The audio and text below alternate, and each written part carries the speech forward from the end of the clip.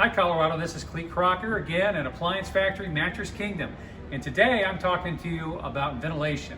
So what are we talking in ventilation? We're talking about hoods. So here's some pictures of some and then I'll actually take you to some, but how do you buy a hood? What's the right method to do it? So, and why would we need a hood to begin?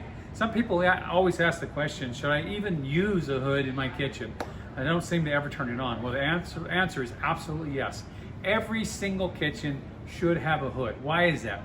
Because you know what we're cooking, even though it might just be water or it could be greasy stuff, it doesn't matter. All those water molecules are still going up toward the ceiling, and eventually without the proper hood and a proper ventilation strength, you're going to end up with, on your cabinets, greasy, sticky, your lights are going to get darker, your ceilings are going to start getting darker, and you're actually going to cause yourself a possible fire in there because you have greasy things everywhere in your kitchen. So it's actually really a safety issue that you get a hood. And if you get a gas cooking device, it's absolutely a requirement that you get a hood. You won't even be able to put in a kitchen without having the proper ventilation for that. So let's talk about that for a second. What do you do? So when you're looking at what hood to get, you need to consider the kind of device you're cooking with. If you're cooking with an electric stove versus a gas stove, there's two totally different requirements with it. So an electric stove, you know, when we think about hood ventilation, which is typically over the top, typically you're going to do something like these, and you need to understand what the requirement is for CFM. So CFM is cubic feet per minute. It's basically the suction power or the cleaning power that hood has in order to handle what's below it. So if you've got an electric range, really anything under 450 CFMs is going to do for every electric range out there, whether it's a cooktop or whether it's a slide-in stove or a freestanding stove, it doesn't matter. Anything under 450 CFMs should handle that very easily. When you get into gas stoves, that's completely different. Then you have to do a little math. So basically, if we took something that had a gas cooktop on it, you need to count the amount of CFMs that are being produced out of each one of those items. And then, so every one of those burners, let's say that you have something that's, when you add up all the burners, they're capable of putting out 100,000 BTUs of burning power. Well, you need to write CFMs above it. So what you do is you take that total amount when you add them all together and divide it by 100, and that's the amount of CFMs that you need to be able to use on your hoods in order for it to be able to get all that moisture and all that gas and all of that grease up and trapped into the hood. And then for gas especially, it needs to be vented outside the house. So you need an external ducted hood. If you're talking about something that's electric, it can be an internal hood.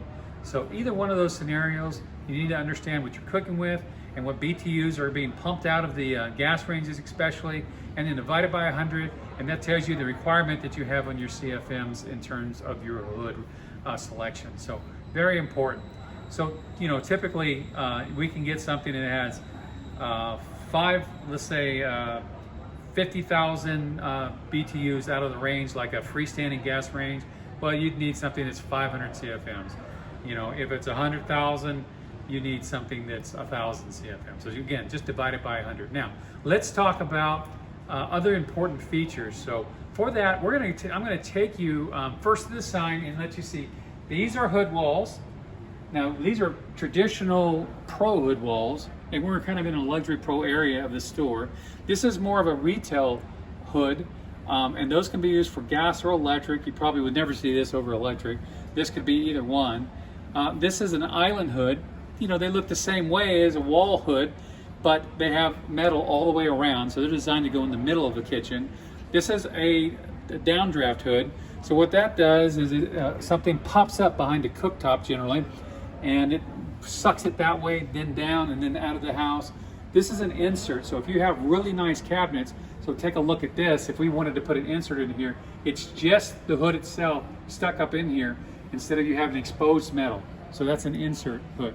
So those are different kind of styles that you can get. And again, understanding the requirements and which one will work for your house, that's what you come to Appliance Factory for, and get an actual expert to walk you through all the different scenarios and make sure you're still legal.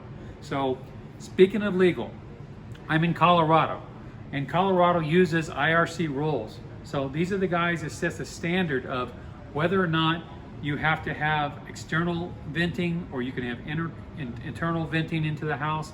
But basically they say anything that's 450 CFMs or more, it's got to be externally vented, but you also have to have one more thing. You have to have what's called makeup air. So there's a device that you put in your kitchen or somewhere in the house that brings in as much air as that it's pulling out of the hood. That's really, really important, and it's a safety issue. Why? Because your hood is capable, especially a strong hood, is capable of pulling different gases out of other appliances in the house, like your water heater, things like that. You don't want these combustible gases and air to get into the house because it's being sucked through by your ventilation. What you want is to have a perfectly balanced house so that what goes out also comes in. You get the nasty stuff out and fresh air in. That's how it keeps your house smelling good and keeps it safe. So now let me take you to an actual hood. I'm going to take you to a big one to kind of go over some of the features.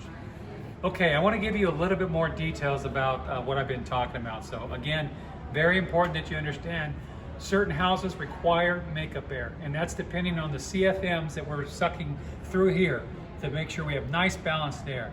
So where do you get makeup air? Well, certainly your appliance dealers can order that in for you, but many times that makeup air kit, it's actually provided by your builder. If you don't have a builder involved or a remodeler involved who will order that for you for your house, then certainly ask your appliance dealer, like Appliance Factory, to get that on order for you. A lot of times we can match it to the same brand that you're buying, so that's kind of important, but they actually need to be able to link up together for that to work. Now, features for a hood, the things to look at.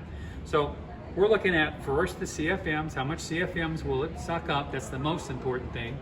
The second, we need to know whether it's going to be internally vented or recirculating that air back into the house, or is it going to be ducted outside? Most of the hoods, I suspect, particularly in Colorado, would be ducted. But that just means that the air can go out the outside. We also need to know about the blower. Not every hood comes with a blower. So if we look up inside of a hood, up in here, what you're going to see, these are baffles. This is what traps the grease. And when you get to smaller hoods, you have smaller filters that actually, these can probably go into the dishwasher. The smaller filters can go into the dishwasher. If you get something like a over-the-range microwave, they also have suction power, they also have CFMs, but traditionally they use either charcoal filters that can be replaced, or they'll also have little aluminum mesh filters that can be put into the dishwasher and done. So you want to, that's how you capture the grease. You don't necessarily want grease to go up and outside, you want that nasty air to go up and outside.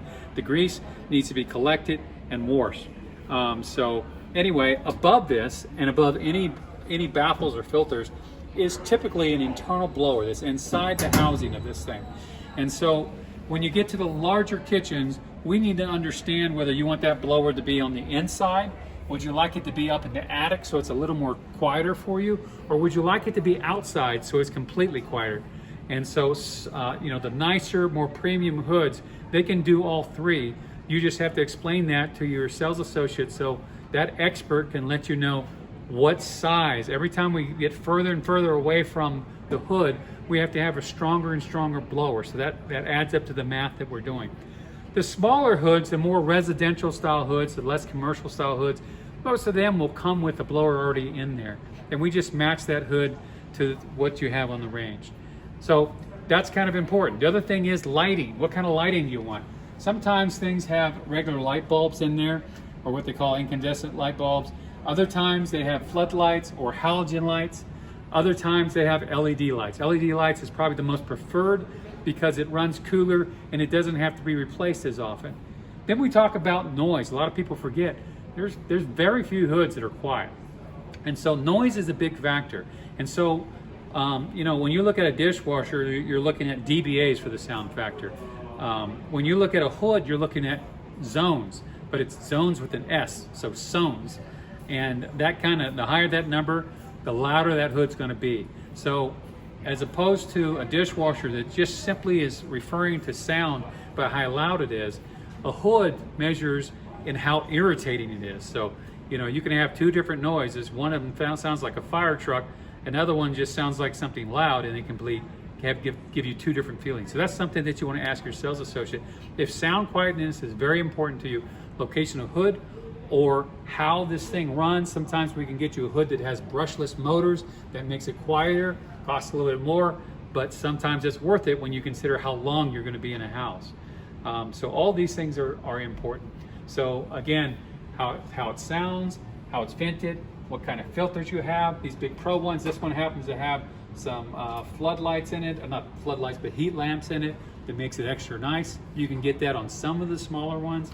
You also have some that really makes it nice and easier to clean. So in the smaller ones, like I know KitchenAid has that, I know that Air has that, and there's a lot of other brands that have gone to that. So really nice, but again, even with those, you got to take all that mechanism off and get those filters clean, so you don't, because the more grease that gets in there, the worse the ventilation is going to go, and it's going to get, again, all of your cabinets. Now, what's the better kind of hood? Do you want one that's kind of thin, kind of flat, or do you want one that's kind of deep? And you can get something like this in all sizes as well.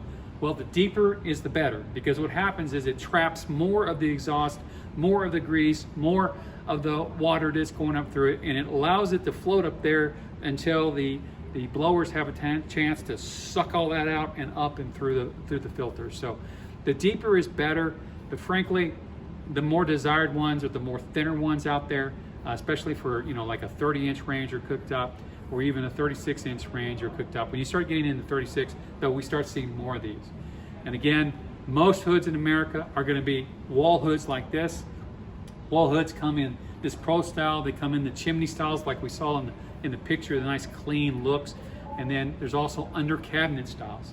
So a lot of your under cabinet styles are mounted under the cabinet, and everything is self-contained and designed for recirculating. If you have a gas range, you don't want to use a recirculating. They do make those that also are specifically meant to vent outside, so that's kind of nice for you too. So what are the price ranges? Well, there are very inexpensive ranges, hoods, and I know that they start, you know, somewhere just less than $200, like, you know, in the hundreds, and you got them that start in the thousands. Here's something really key to remember: if you're going to get a full kitchen, or you're going to go to a Pro kitchen like this big range behind me, a lot of times when you buy the range, especially in these Pro brands like Thermador, Viking, Monogram, you know, there's just a lot of them. And when you get into those brands, a lot of times they'll just give you the hood for free. It's more important to them that you match with the right piece instead of taking a chance, and so they just give it to you, and it's included in the price of the sale price. So be sure to ask your expert. Be sure to bring some details with you. Think about how much space you have above the range to work with. What kind of venting do you need? Ductwork's important. You know, your expert is going to give you some information to take to your builder or to your installer about how round it should be above the hood. You know, all the ducting that you can't see. That needs to be done by a professional. You know, homemade jobs usually end in disaster. We have to take in consideration things like how far it's going to reach to outside. Your installers need to understand what kind of bends they're going to face. Every time there's a bend in the ductwork above it, we have to give you a stronger CFM hood. All that makes a difference. So it's not hard to buy. It's not hard to sell. You just need to bring some facts with you when you come in to pick this out. Again, this is one of your Ask Your Expert sessions. This came from a question from one of our customers. If you have questions for me, please comment and subscribe. Thank you. Online or locally, save at ApplianceFactory.com. Click the link to learn more.